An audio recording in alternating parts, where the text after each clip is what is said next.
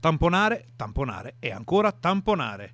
L'emergenza coronavirus, che in Veneto deve fare i conti con le complicate ricadute dell'ultimo DPCM, passa ancora una volta dai tamponi, tanto che Zaia annuncia un'importante novità. Per ogni ULS apriremo un H24 per i tamponi, sto sempre parlando di tamponi rapidi. I tamponi sono quindi sempre più importanti, proprio alla luce del fatto che il 98% dei positivi sono asintomatici.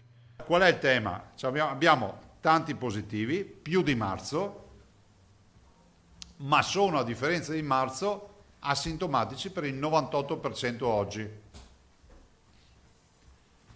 Il cittadino che è a casa, che mi ascolta, dice allora facciamo festa. No, il virus c'è. Cosa succederà da qui in avanti nessuno può saperlo, ma il monito per i veneti è ben chiaro.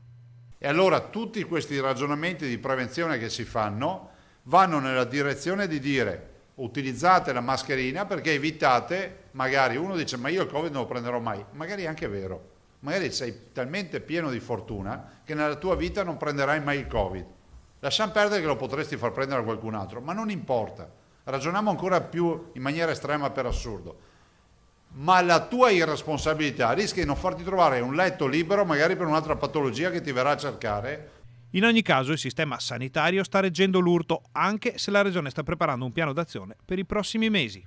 Noi ci siamo presi la briga, e lo stiamo facendo in questi giorni, di fissare tutta una serie di soglie rispetto alle terapie intensive, ai ricoverati e a quello che sta accadendo, per dare modo anche ai cittadini di avere una lettura.